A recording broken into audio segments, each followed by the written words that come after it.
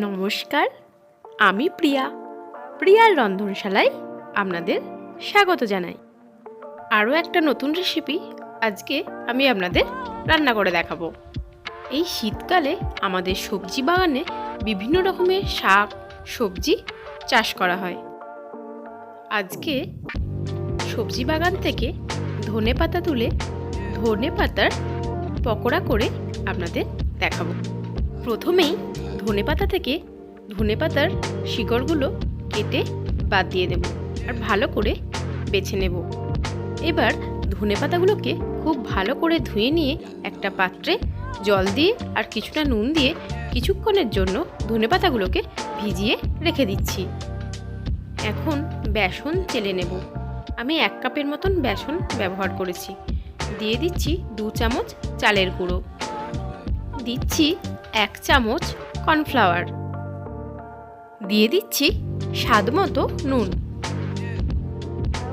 সমস্ত উপকরণগুলোকে খুব ভালো করে চেলে নিচ্ছি।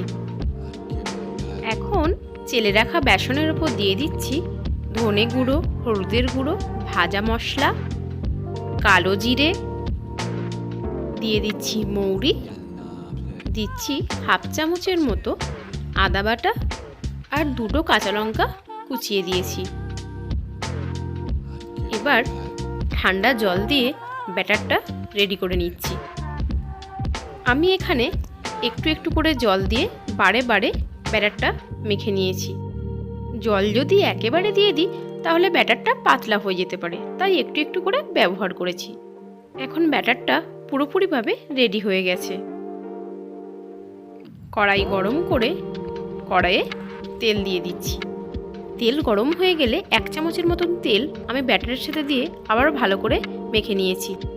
এবার 5-6টা করে ধনেপাতা একসাথে নিয়ে ব্যাটারেতে খুব ভালো করে মাখিয়ে গরম তেলের মধ্যে ভাজার জন্য তুলে দিয়েছি। গ্যাসের ফ্লেম লো টু মিডিয়াম রেখে খুব ভালো করে উল্টে পাল্টে ভেজে নিয়েছি।